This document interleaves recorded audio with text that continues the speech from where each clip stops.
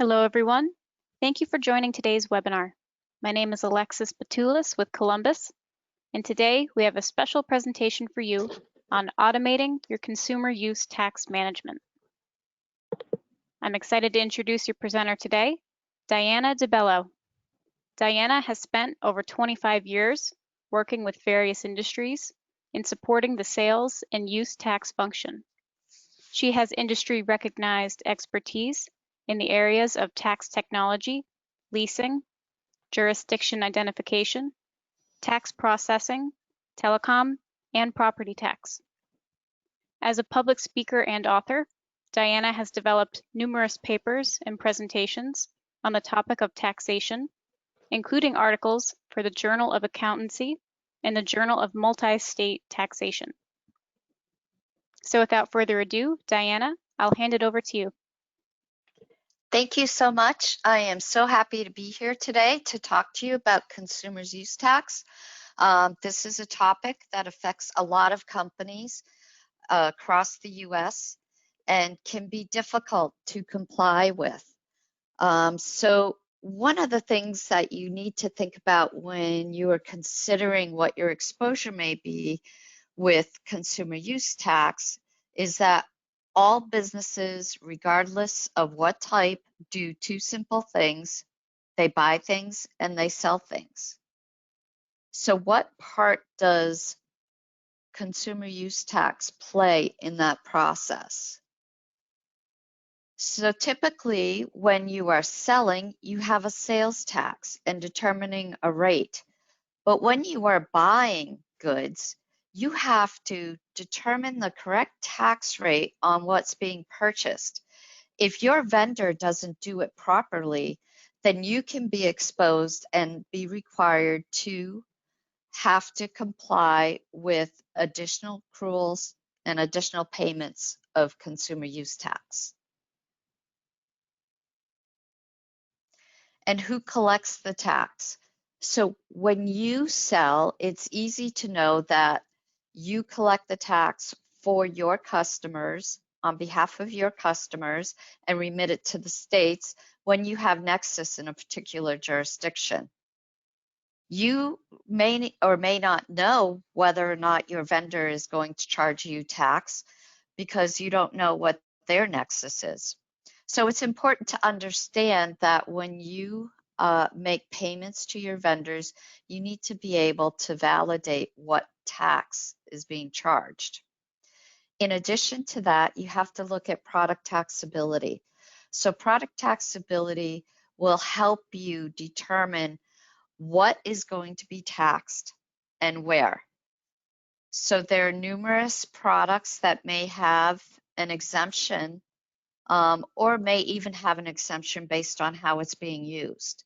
So if you're using it in the manufacturing environment, you may have an exemption available to you.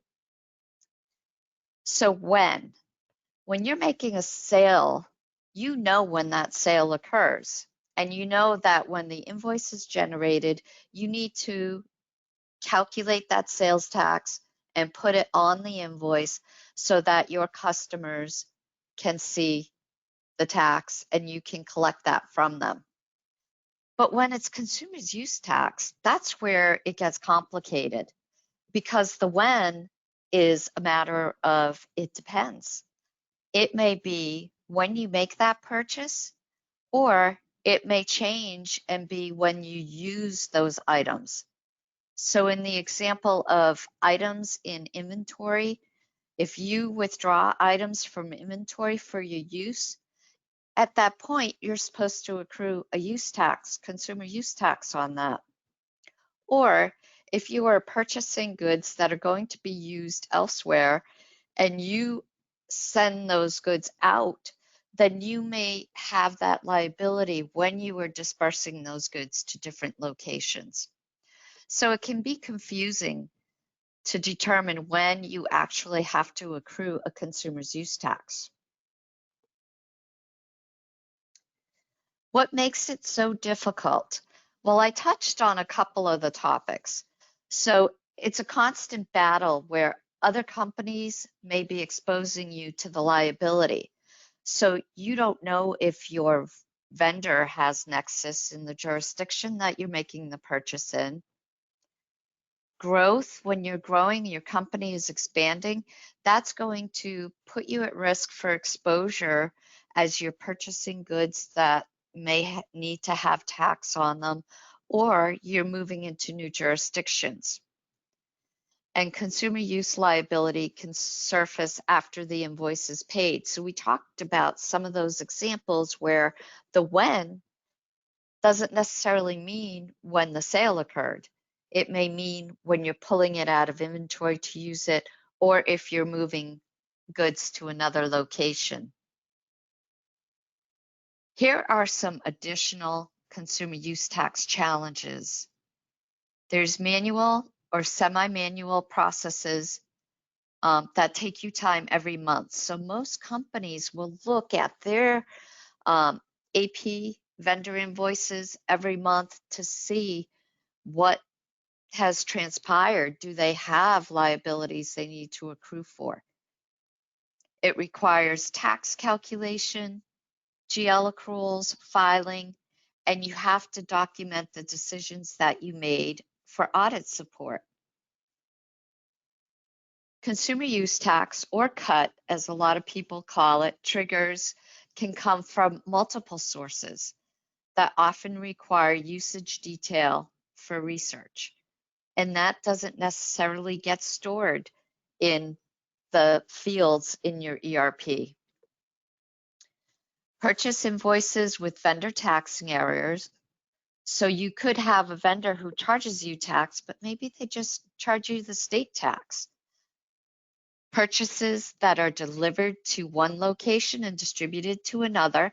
So think about purchasing a lot of computers. So if you have multiple locations across the country, you buy all your computers, you do stuff on them in your centralized IT location, and then you disperse them to all your people across the country. Think about if you have salespeople in a number of states and you're sending them computers to use. Inventory usage. So not only is inventory usage something that you pull out of inventory to use for yourself, but think about promotional items where you may give a prospect something that you produce in order for them to find out more about your product. Well, that's your use, and you need to accrue a use tax on that.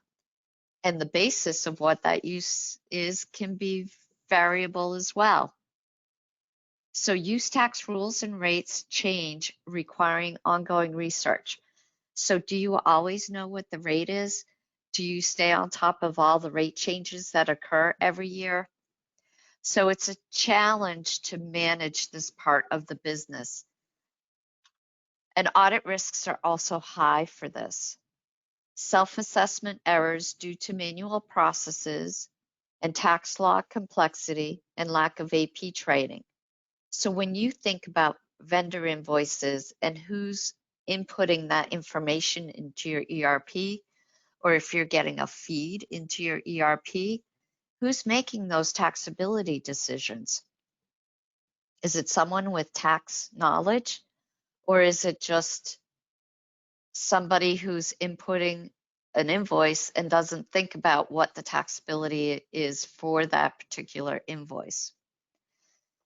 Estimated calculations are not tax compliant. And there are systematic process errors that will build over time and cause liabilities. Integration and automation are difficult, so a lot of solutions can interact with your AP portion of your ERP. And yes, that is often a good way to capture the correct tax rate that's being calculated for that tax. But the information for consumer use tax isn't always captured when the vendor invoice comes into your ERP. It may be that it's something that happens after, so it may be a goods movement transaction where you're moving stuff from one jurisdiction to another, or it may be when you're dispersing those computers or software to your salespeople located in all the states. These things happen after that vendor invoice comes into the ERP, so it may cause uncertainty in what the actual usage is. There's no commercial, fully automated consumer use tax solution that can handle all of these scenarios. So here are some more consumer use tax challenges where self-assessment is manual, it's resource intensive, it requires tax calculation accruals, and the triggers can come from multiple sources, often requiring usage detail and research. There's purchase invoices that have vendor taxing errors. There's purchase invoices from vendors without nexus. There are purchases delivered to one location, distributed to another. There's inventory usage promos, and there's fixed asset movement. So those are a number of the different ways that those challenges can impact you. And when you come under an audit, that's when you're going to have exposure, and that's when the auditor is going to look at your purchases. There's a couple things auditors do when they come in. They say, show me your exempt sales and your exempt customers, and show me all your purchases. So use tax is a common area where auditors will identify issues. So let's look at some common use tax scenarios. I mentioned a couple of them previously, but we'll go through some specific scenarios here. So a purchase from outside the use jurisdiction. So in this scenario, a company in Connecticut purchases desks from an out-of-state seller. None or not enough sales tax is collected by the seller. In this scenario, the company may owe consumer's use tax in Connecticut for the difference between what the vendor calculated and collected and what is actually owed. You see that often when vendors will only calculate the sales tax in states where there's local tax. A central purchase or a change of disposition. In this scenario, the company purchases 100 laptops for their headquarters in Washington State. They send 25 laptops to their employees in their North Carolina office. In this scenario, the company may owe consumer use tax to North Carolina. So that's the central purchasing scenario. The next scenario is where there's an inventory transfer, where a company becomes their own consumer. In this scenario, a company in New York purchases 5,000 bobbleheads from an out-of-state seller. There's no sales tax collected by the seller because the company claims that it's resale and provides a resale exemption certificate to the seller. But then the company takes 20 of those bobbleheads and uses them for their display purposes. In that scenario, they become their own consumer and they need to accrue the use tax on that action. There are special cases that will typically apply, and selecting companies the companies will have issues depending on how they do their business and what types of business activities they have. We see a lot of transactions that are impacted because they're centralized purchasing or because companies are using goods for their own use. So let's look at the most common scenario where a company purchases out-of-state purchases without tax.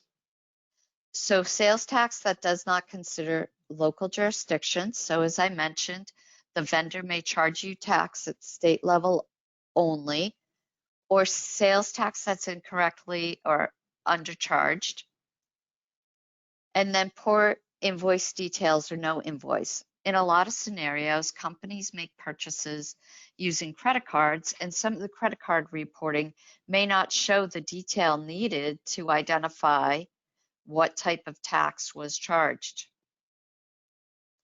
So you have business inputs for purchases without exemption certificates and paying the wrong consumer use tax based on the location of use. When you have changes in disposition, use, or location, this is when something moves and how the materials are used that changes taxability.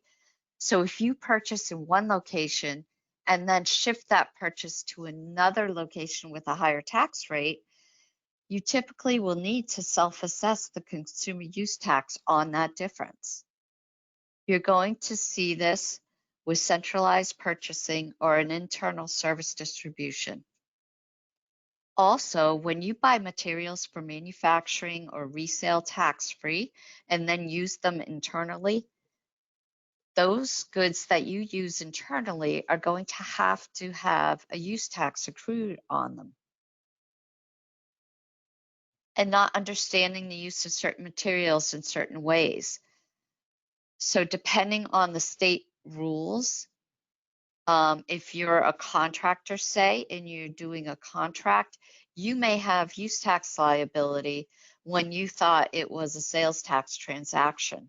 So the type of contracts that you have to fulfill your customers' needs may end up in resulting with a consumer use tax liability.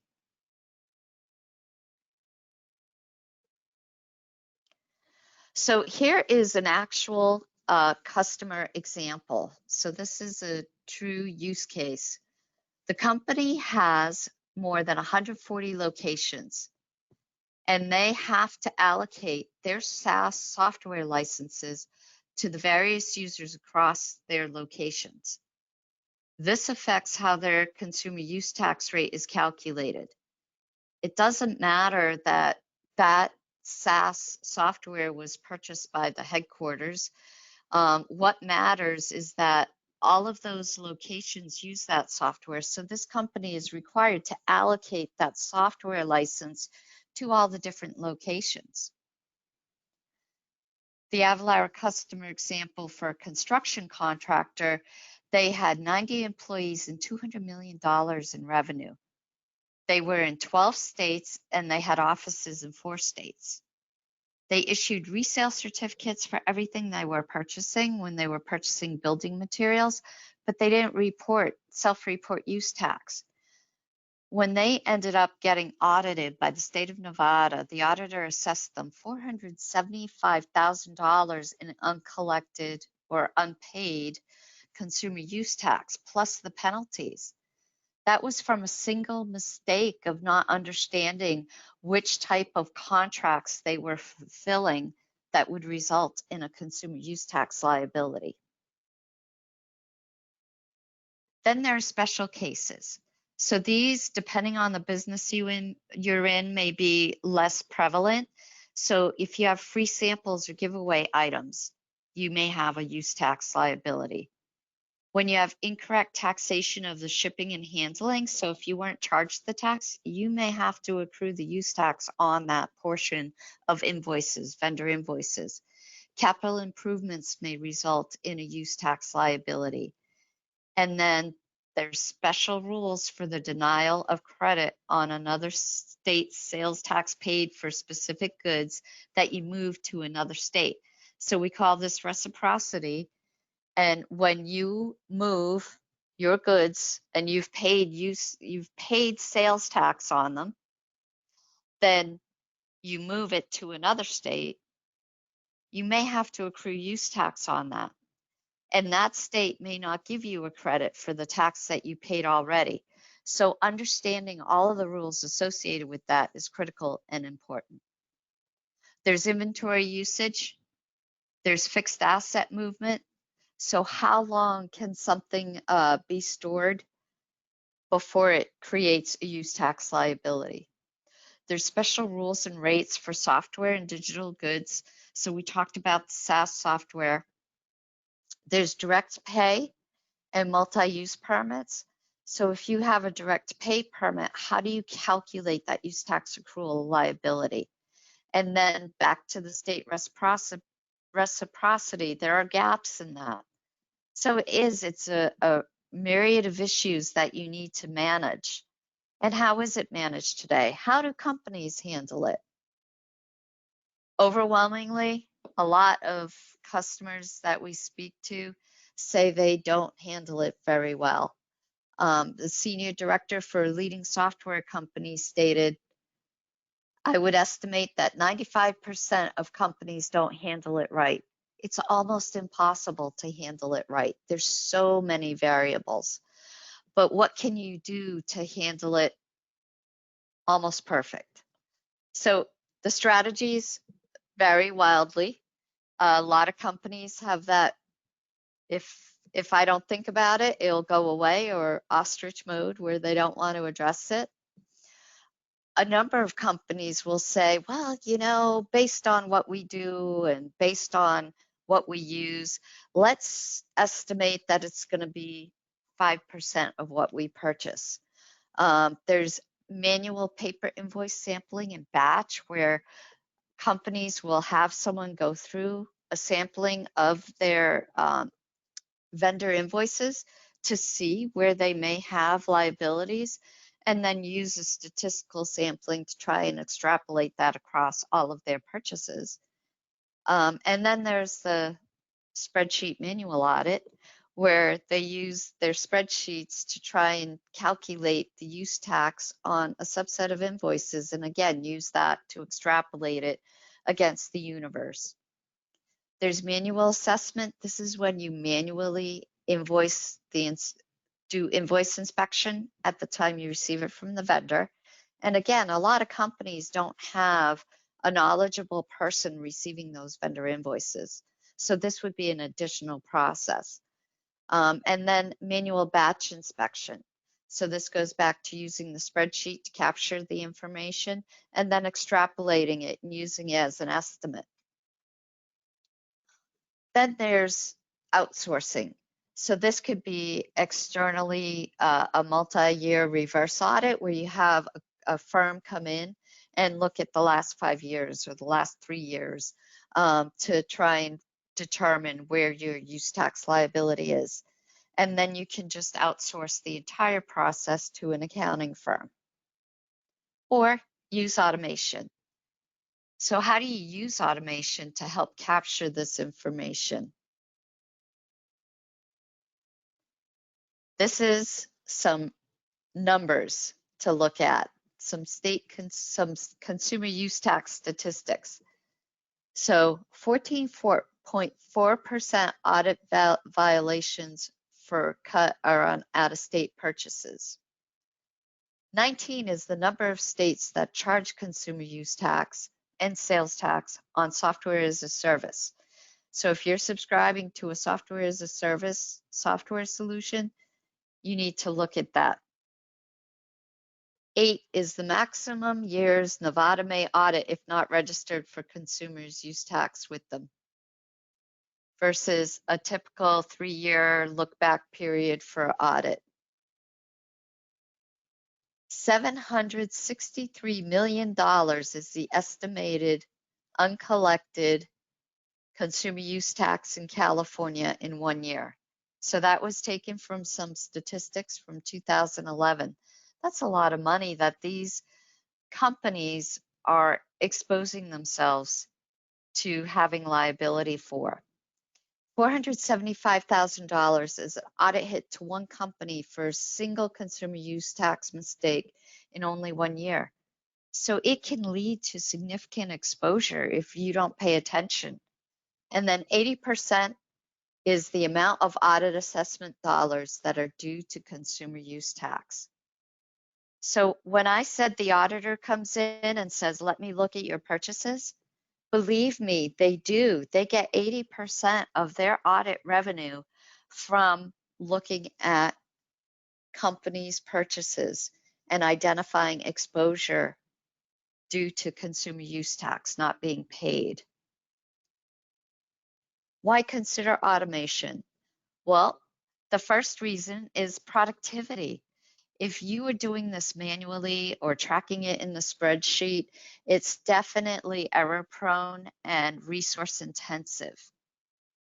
Lost margin. So the extra cost from overpaying sales tax, if you are getting it wrong, can decrease the size of your margin for your products that you sell. And then compliance risk, the liability to audit back taxes and penalty. Remember that anytime an auditor walks through that door, you're adding penalty and interest to those charges. So you're losing more money than you would have if you had done it correctly in the first place. So what Avalara has done is we've worked with companies to try and develop a solution that can meet your needs and really cover the full gamut of consumer use tax issues. So our Avalara Consumer Use Tax tool is an offline self-assessment workflow automation tool. So it takes source transactions that you import into the solution. It executes rules, identifies thresholds, identifies cost centers, calculates a use tax, gives you a review point to summarize with reports, and then you can perform automatic allocations and edits on those transactions and recalculate and commit that use tax so that it is captured on your reports and on your returns, or identify a group of transactions where you've actually overpaid your vendors. Wouldn't that be nice if you had a list of transactions where you've overpaid your sales tax so you can go to your vendor and say, wait a minute, you're doing this wrong, get this correct for me.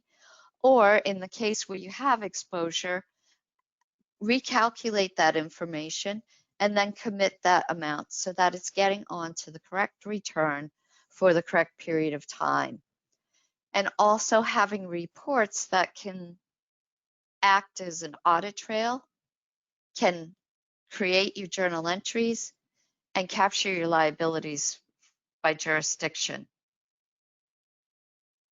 So this is basically the overview of the Avalara Consumer Use Tax. As I mentioned, it has built-in rules and rates to track the different jurisdiction regulations and will support that ongoing tax compliance from the purchase side. It will identify overpaid taxes as well as underpaid taxes where you need to request vendor rebills. It's also configurable. As I mentioned, you can set thresholds.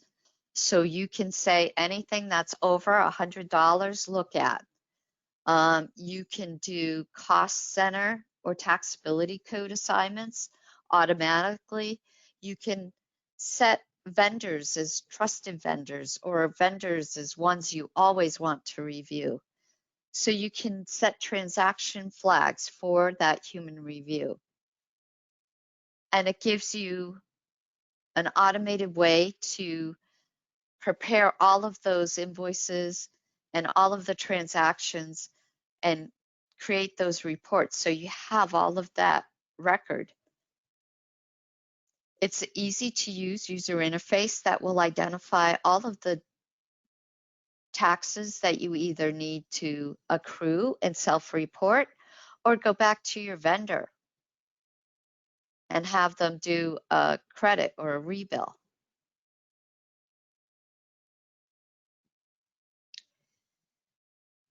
So here you have a flexible transaction import from any source. So one of the beauties of this solution is that it doesn't have to be fully integrated with your ERP. You can just take an Excel spreadsheet or any export from your ERP that's CSV based and map it into our consumer use tax solution. It supports multiple transaction types, so you're going to have your purchase orders to test that the tax is being calculated properly, your inventory usage or movement, so those types of transactions can be captured, and any fixed asset movement. There's multiple location allocations, so you're able to identify in the case where you have that software as a solution, your SaaS software that needs to be allocated to all of your company locations. If you have 15 across the country, you can allocate that out so that those licenses are being taxed appropriately. And then there's the reporting part. So you have the process control, you can create journal entry information, you have your audit trails, you have your liability analysis, and you have decision documentation for management and audit reports. So why would you want to use something like this? Primarily to increase your cash flow and reduce expenses, so you can identify overbilled sales tax on purchases and go back to that vendor. You can either short pay your invoice or you can request a credit and rebill.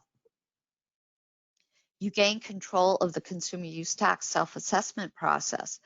You improve your compliance, you enable audit management, and you can take the decision making out of the hands of people who don't understand the tax implications. You can improve the productivity for the consumer use tax review.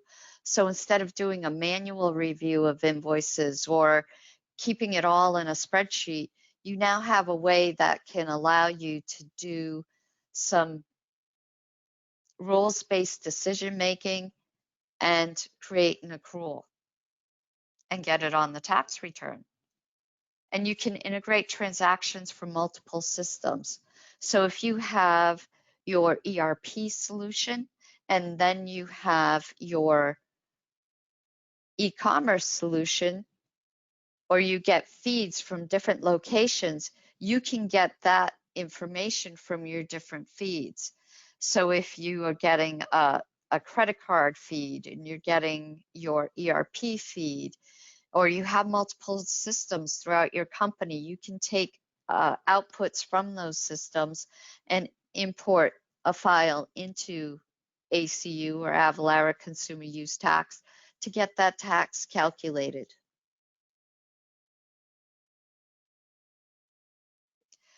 And the next steps, if you determine that you may have some challenges with consumer use tax, then you can certainly reach out to us and we can help you set up your consumer use tax solution to capture that liability.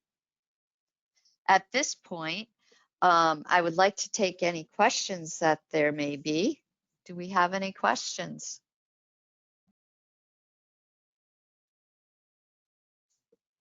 I'm not seeing any questions at the moment. Diana, is there a Okay. contact email that people can reach out to if they're watching There the recording of certainly this is. session? I just put it on the screen. So if you have any questions or you want to know more about the consumer use tax, the Avalara Consumer Use Tax Solution, certainly reach out to Stacy Dose, and her email and phone number are on the screen now.